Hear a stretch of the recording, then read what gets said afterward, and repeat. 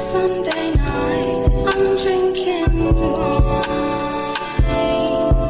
Out with the old, in with the new. As is the case for many ESL teaching destinations around the world, there are some that come and stay, Sterlo, and there are some that come and go. As Maggie and I left Bolivia in 2020, it meant that flesh blood was on the horizon. It could be said that all planning and research you've done about Bolivia can't quite prepare you for the unique experience that the country provides.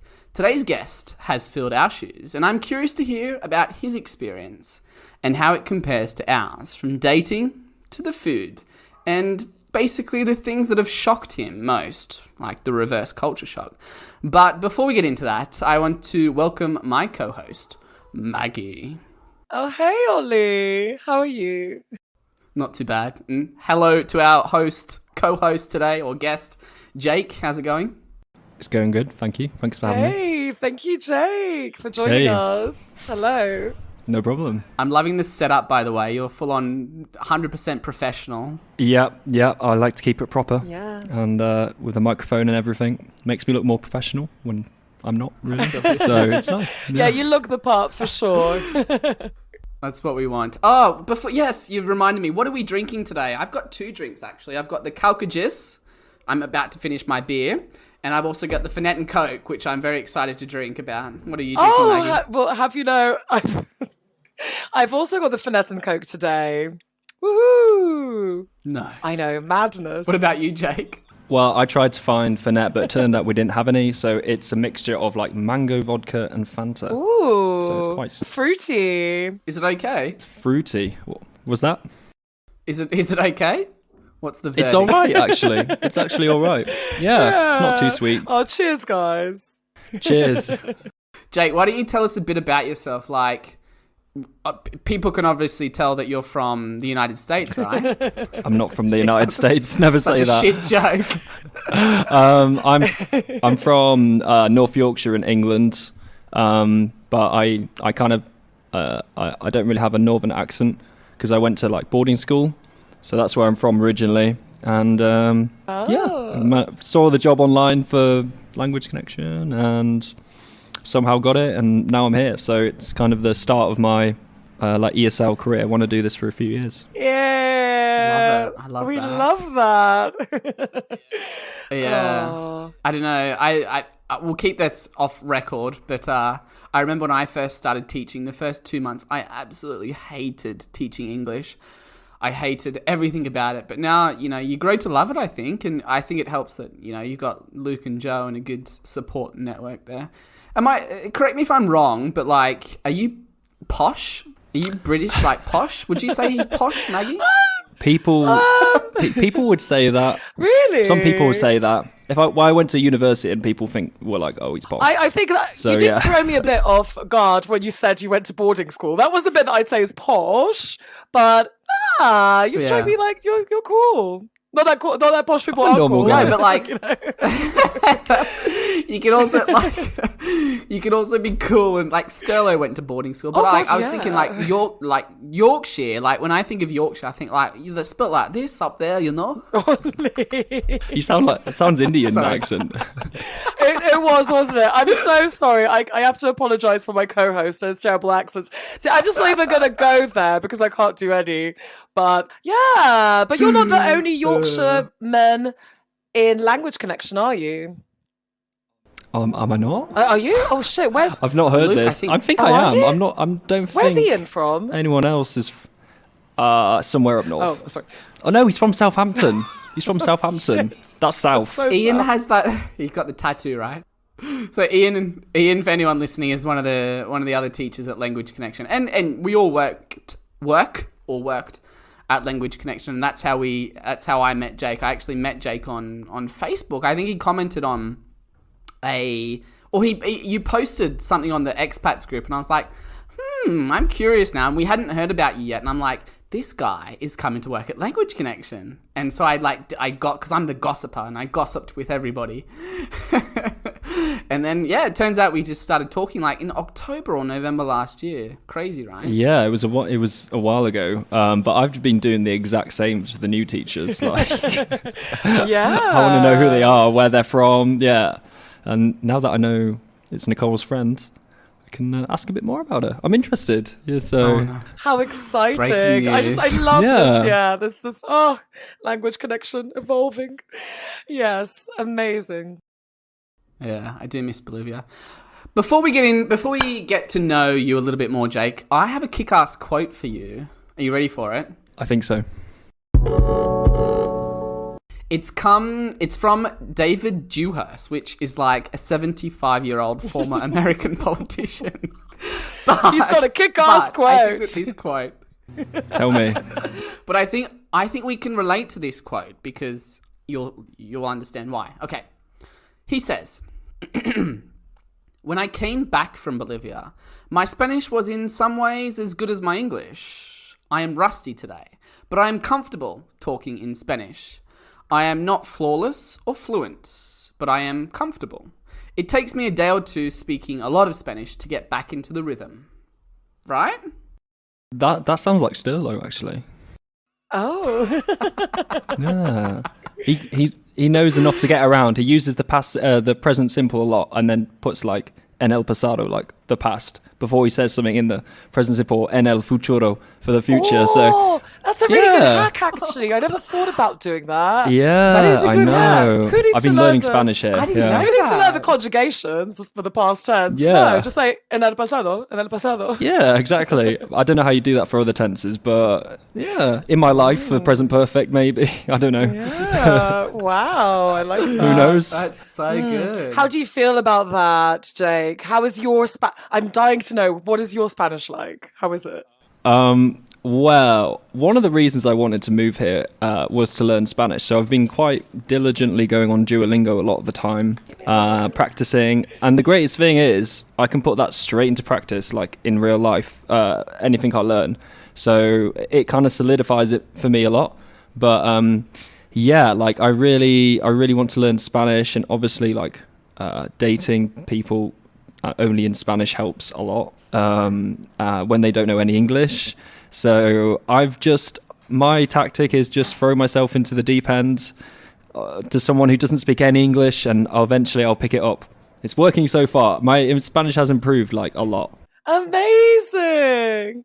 It's so good. Jake, you actually have a blog, and I was really curious and like laughing so much when I read your part about Spanish, and the fact like that basically if you live in like an apartment building or block, or there's a guard at the door who like protects you from all the baddies, and you said that the guard has like a Geordie type accent, like Geordie from Newcastle in the UK, and like Kamba, the Spanish that they speak in Santa Cruz is like so different to what you learn in the classroom. And when I first got there, I was just like, what the fuck? Did you feel like exactly the same way? Yeah, because the accent, yeah, especially because on Duolingo it's all geared towards people in Spain. So dealing with the accent here has been a bit of a challenge. But I'm actually slowly being able to understand one of the guards, yeah, the guard with the Geordie accent. Slowly it's coming to fruition. Amazing. But yeah. Like when you're learning a language, I don't think like don't put pressure on yourself to like be fluent. Like I've been in Brazil 6 months. I'm not fluent in Portuguese, but like you can get by, and I think that's like whatever. Yeah, and I think exactly what you were saying about your approach to learning Spanish, and about just getting stuck in there, going on dates in Spanish and trying to speak as much as possible. That's definitely the way to do it. I think just immerse yourself. And it's really funny because everything that you were saying is kind of like how I felt about first coming to Bolivia too. A big reason for me coming, or a big sort of like attraction, was the ability to like just have the opportunity to learn Spanish and to speak Spanish in a place where actually like many people, like your average person on the street, none of them speak a word of English. Yeah. Like at all. It's rare. It's rare. Wow. Had you ever been to South America or Latin America before?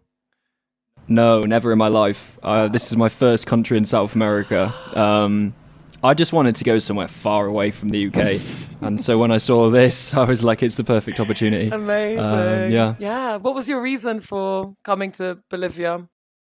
Well, I mean, number one, I wanted somewhere really far away, but I wanted to just get away from the UK a little bit, live there all my life, and What is wrong with, like, because a lot of people from the UK say, I want to get away from the UK. Do you guys, like, not realise that you're, like, the UK, every country has problems, but it's also a fucking great place to live, isn't it? Am I wrong? Yeah, but it's so... No, it's a great place to live. Like, I love the UK. Like, I think it's, like, a beautiful country and things like that. But it's just like anywhere that you're in a place that you're in too long. Like, eventually you'll get bored of it no matter how good it is. And I've reached that point. And I don't want to spend the rest of my life in one country and just only visit other places for like 2 weeks. And because you're never really going to get to know a place if you're there for like 2 weeks or something. You need to live there. Totally. To immerse yourself in language.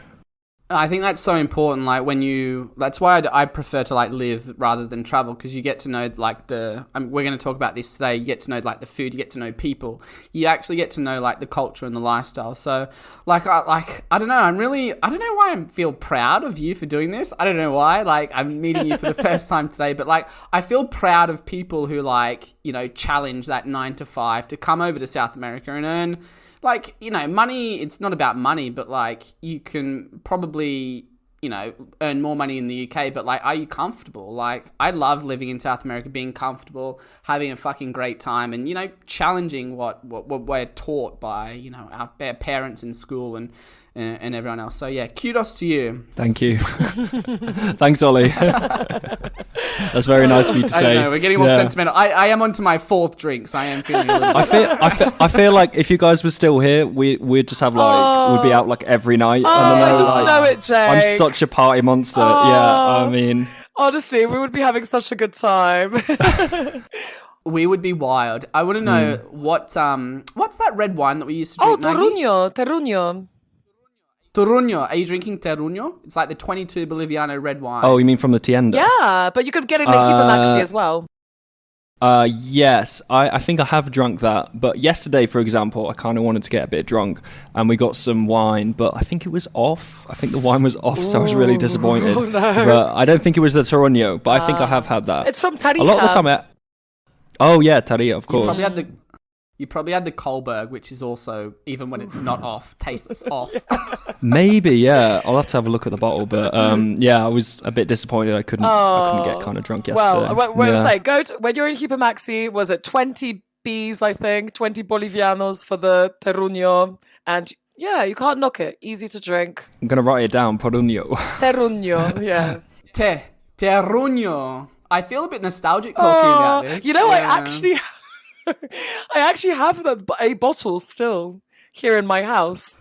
I'm just waiting for the time How to. have you not drunk I don't know. that? I want to open it on the podcast. But I'm drinking Fernet now. But I wanted to find a time to open it. You know. But yes, Terruño. Well, what's Fernet? Can you tell us what Fernet is? Oh, absolutely. What should I say? Maybe yeah, Jake Jake, can. you tell us what. Yeah, because it's fresh for you. Some Italian spirit that's somehow popular here, and it tastes a bit like cough medicine. You kind of need a mixer with it a lot of the time, but it, like, for me, I don't like Fernet, but I will drink it. Like, if it's offered, I'll drink it. I have a ambivalent relationship towards Fernet. I don't like it really, but I will drink it, like, if it's offered and things. Oh yeah. I lived in Bolivia for 10 months, and then on my birthday in October, everyone rocked up with Fernet, and I'm like, well, I guess I'm going to drink Fernet Yeah, tonight. And it's ever kinda since like my that. birthday, yeah, you have to drink. You have Kind of to. like, oh, well, Fernet's here, we need to drink. Yeah. Absolutely. You can't beat them. You got to join them. As you know, the drinks I would drink back here in the UK, gin and all of that, I remember was super expensive. So Fernet is the way. That's the one you get on offer everywhere. Even gin in Bolivia is quite expensive. And I want to shift back a little bit, Jake, because as you said at the start of the podcast, you were going to arrive in January, but you ended up arriving a couple of months later because of blah, blah, blah, blah, blah, like the pandemic and shit like that. So you had like 5 months to like get yourself prepared. And I want to know, what is one thing that you wish you had known before you moved to Bolivia? That's a great question. Thank you. I made them up. Yeah, Ollie's taking total credit for Sorry, this I'm one. such a cock. Or should we start, Maggie? What do you think? Oh no, I love that. What, that question? No, I want you to answer the question. Jesus, good one. Perhaps as we were talking in our recent episode, in episode 25 with Melinda, about there just being a lack of parks and green spaces. Perhaps I wish I had known that, because that was a bit of a shock to the system. How dusty and dry Santa Cruz is, especially, and that there aren't really many kind of open, lush green spaces that you can hang out in and enjoy. So perhaps knowing what Santa Cruz itself is like a little bit more, but I don't know. That's a very boring answer. I should say something like the weird lack of seatbelts, as you mentioned in your blog post, which cracked up at. You know what? That's probably one of them. Yeah, I mean that's more of a culture shock. But I mean, one thing it's kind of specific to me that I wish I'd known was the fact that, for example, I kind of want to start a band here because I play guitar and things. And it turns out that things are even more stuff that's imported here is even more expensive than the UK. And I didn't bring my my guitar pedals or anything, which means that I have to spend a lot of money basically to get a kind of setup and things. So I wish I'd known that, and then I probably would have brought more stuff like that, because I just assumed everything was cheaper in Bolivia, but actually imported stuff is not really that cheap. It's very expensive. Yeah. That's a very good point. You should use, whoever's going to go away in the July break, you should use them as a little guitar equipment, pedals, a mule, and get them to bring it back to you in a suitcase.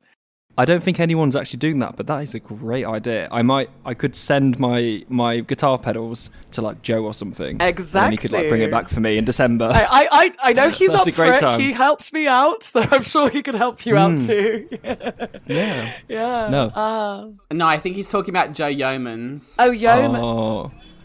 Oh no, I don't know who you're Stello. talking about, Stello.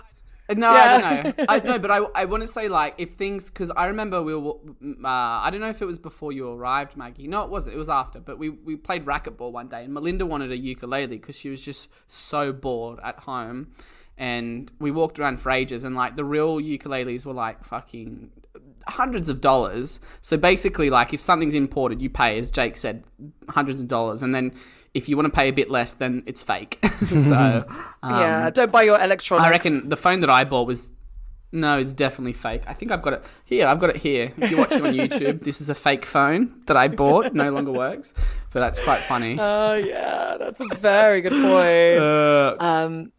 So we've already kind of touched on your Spanish and stuff like that, and I'm curious to know how it ends up, because I left. And Maggie, you've been in Mexico, and you've definitely your Spanish is good. So I think what's the test of when you feel you can, because fluency is kind of it's, people say, oh, what is fluent? And it could mean anything. And for me, fluency means you can survive and you can get by. And I thought I left Bolivia and I could go to the doctors and I could go to the bank and I could survive. Jake, where do you want your... And Maggie, you left Mexico at that same level. Where do you think or what for you is I don't know if I'm getting ahead of myself here, but where do you want to see yourself in Spanish when you leave Bolivia? Such a boring question, but I'm curious. I don't want to just get by. I want to be able to speak eloquently in Spanish. I'm very... yes, I don't want to just get by. I want to know all the stuff. I want to sound good in Spanish.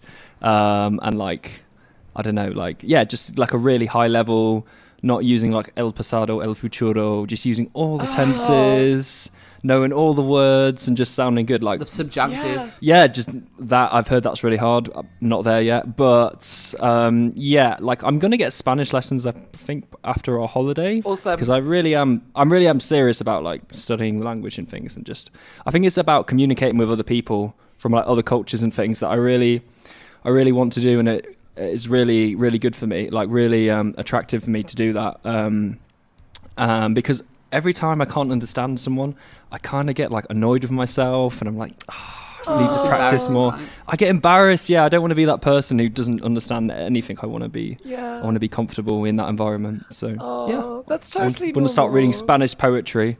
I don't know. Yeah. Absolutely. I think you've got the right mindset. You sound so passionate and so enthusiastic about it, and that's what you've got to have.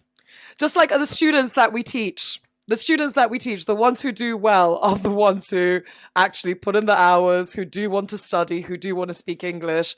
And it's the same thing. And I'm sure you're going to be able to get as far as you want to, 100%. I will give you one piece of advice, though. If you're not happy with the teacher, don't settle for that. Because, like, now I'm learning, my Spanish teacher is from Chile. And you know how they speak? Fast. They're the fastest Spanish Yeah. speakers.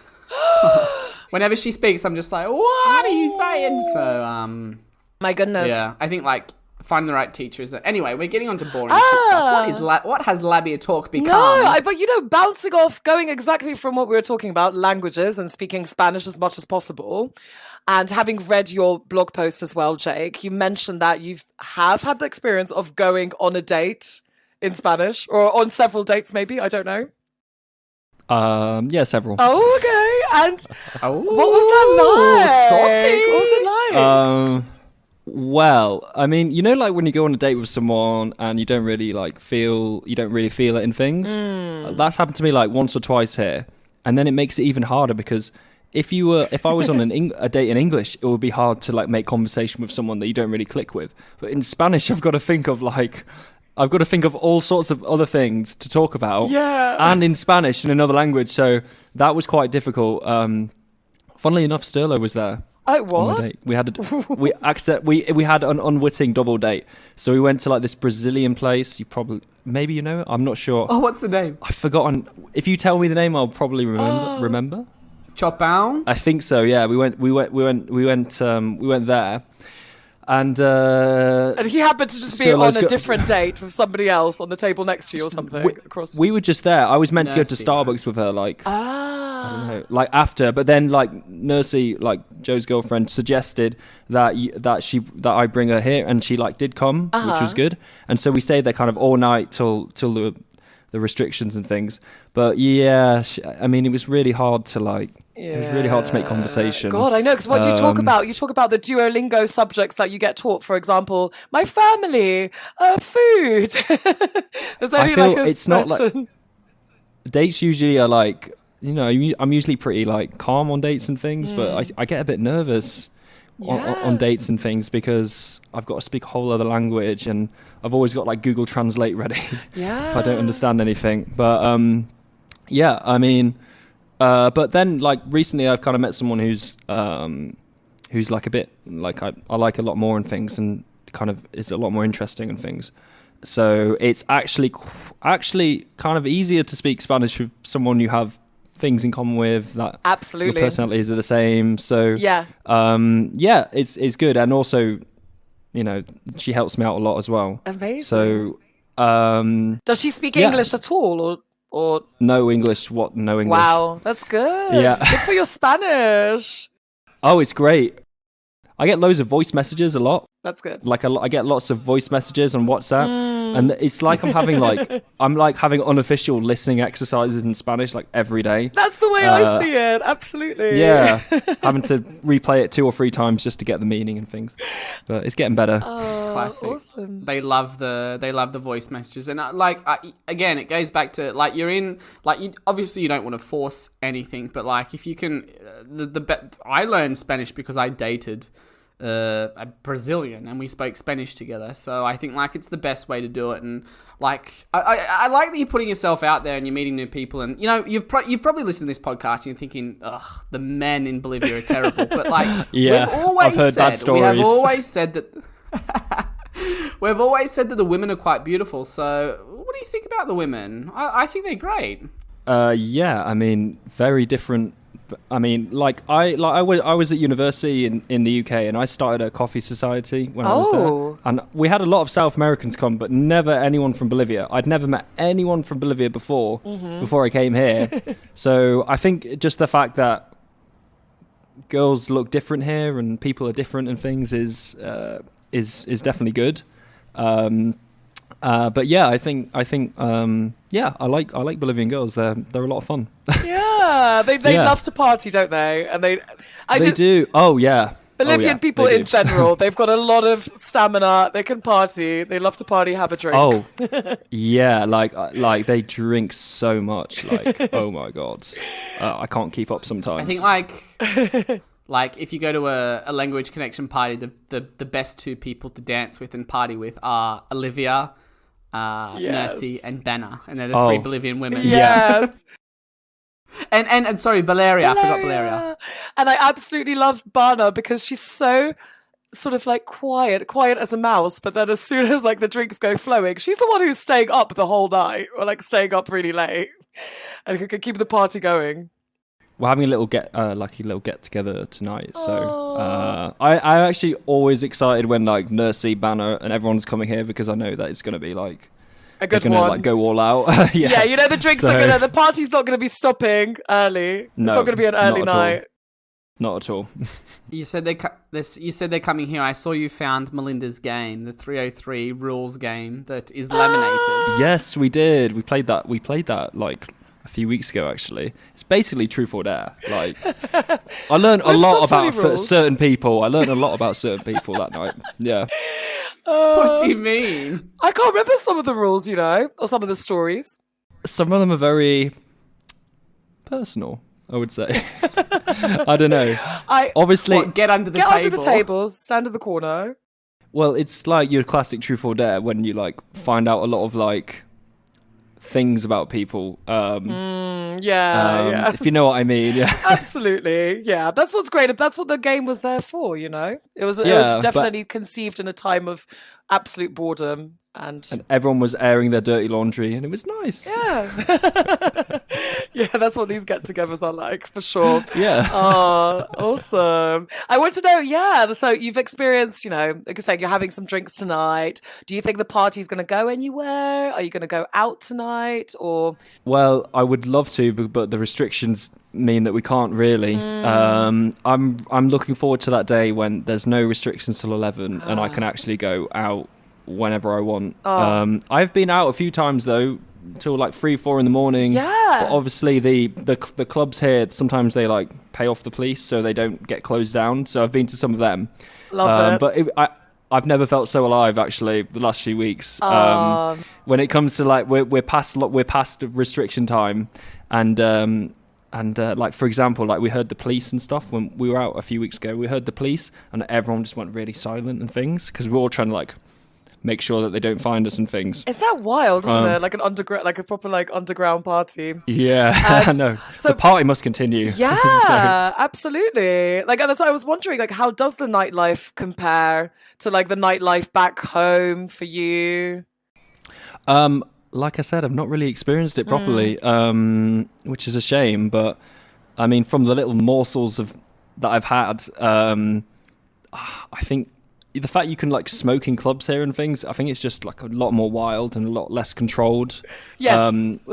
Yes. So Health and I'm safety out the looking window. Yeah, I'm looking forward to a time where there's no restrictions and I can like fully immerse myself in that and just see kind of what it's about. Yeah. What kind of music are they playing in the clubs at the moment?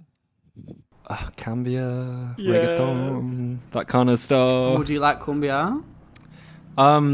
Yeah, I suppose so. Not yet. I mean, obviously I prefer other music, but if I'm going out somewhere, that's completely fine if it's playing. Yeah. That's really fine. Yeah, there are two things that I also didn't know about Bolivia. The fact that they have this kind of music here that's kind of very different and things. But it's very different to the UK. We don't hear cumbia and reggaeton in the UK No, much or at all. absolutely not. No. Even reggaeton like just doesn't translate at all over. Yeah. No, To I Europe. think if we put it on in the UK, people are like, "What is this? What's going on, guys?" Yeah. Oh, I love that. So, like, you were talking about, like, you know, the fact that cumbia and reggaeton in the clubs is just like, what the fuck? What other things have shocked you? I read in your blog that, like, crossing the road is like near-death experience.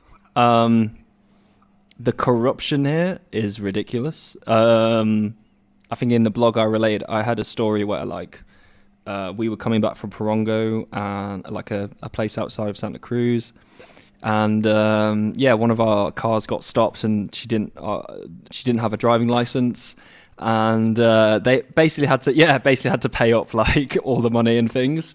So that was a bit of a shock, and the fact that like it's just like accepted here, like it was a real shock to me and things. Another thing is the toilet roll situation here. That shocked me a lot. Just put it down there. Don't listen to Ollie. Do not do that. No, because I mean, I can imagine the results. It's not worth it. It's really not worth that kind of mess. You do big poos. Yeah, you could ask my housemates. Yeah, but yeah, like. Yeah, like that was weird, when wasn't it? no one told me this when I arrived. No one told me that you don't put the loo roll like in the loo. So I was doing it like all the time. I was just putting like I'm used to. Yeah, like all the time. Like maybe for like 2 or 3 weeks. Like that's just what I was doing because no one told me about this. No one told me. So how did you? I want to know how you found out that you have to put the loo in the loo bin. I think my housemate told me, and I was like stunned. I was like, "What? I have to put it in a bin next to the loo? What?" Wild, that right? night, I know. That night we actually, she was like, my housemate was like, "Oh, do you want to go to like the shop to get like?" Because we had like a bin, but it didn't have like a lid on or anything, and I was like, "I can't do this without a lid." Like, come on. So we actually went to like Esa Norte, like the big supermarket, just to get one, just to calm myself down. Oh no, to make I can't it all believe right. the bin didn't have a lid. That's so good. Yeah, I know. So now, do you know why Nat doesn't have a lid? Because I never used one. Sorry? Yeah, you never used one. Wow. It doesn't have a lid because I never used one. Oh, there was a wow. different bin when we used the same bathroom. Yeah, I think I changed the bins Yeah, over. But I mean, I just feel because believe we're it's talking about me. this. The other teacher is like a girl, you know, and like I'm just like a 6'3" man. And I was worried for her, like I was concerned for her. So we had to go out and get a new bin. Absolutely. So, I think we've got to do this. I'm sorry. yeah, we've got to do this. We've got to do this properly. Just so it's not weird between us. Like, Oh, that's hilarious. I'm guessing, sorry, I just wanted to know, this is a bit off topic as well, but you are sharing the bathroom basically. yes. And you're in the smallest room? The one at the back of the house? Yeah, because obviously I came here last. I like my room though. You know I like my what? room. We've discussed this with Melinda in episode 25. You have the best aircon. In my do opinion. I? No, I You disagree. do? No, because it's before I moved in, the aircon in the other bedroom and the aircon in your bedroom, Jake, were installed at the same time, and they're the same. No, what, Melinda's bedroom? Oh, your bedroom, sorry. No, not that one. Your old bedroom. The one Jake's in and the one I lived in. Possibly. The one, I don't know. Oh, Jake, I want to know about the Wi-Fi. Does Wi-Fi reach your bedroom? Is it Oh okay? my god. There you go. I have to I'm on my bed and I have to kind of like reach over here to get it. But I actually moved. Okay, so maybe no. I think you might be on a different plan because I forced people to go into a more expensive plan the 2 years I was there. I do get it. No, I do, but it's not as strong as in the other rooms. I agree with you, Jake. I agree with you. I've been in your bedroom. I know that bedroom. Yeah, I have to like watch everything on the left of me, Yeah. not the right of me. But you also get a lot of do you get very bright mornings in your room? I do, but I tried to buy some plants, and there's like in the morning we have sun and things, but Yeah. I bought one plant and it's just dying. It's just dying because the sun doesn't reach like far enough in the room for it to get the plant. Ah, interesting. So yeah, but it's got a nice view. Like I have a nice view of like Santa Cruz and things. But yeah, it's I so enjoy it. nice. Mm-hmm. Stay tuned for part 2 coming next week, where Jake dishes more dirt on what it's like living in Santa Cruz, Bolivia. A big thank you to Alejandro Gonzalez and Amy for our logo and our music. See you next week. It's Sunday night, I'm drinking wine.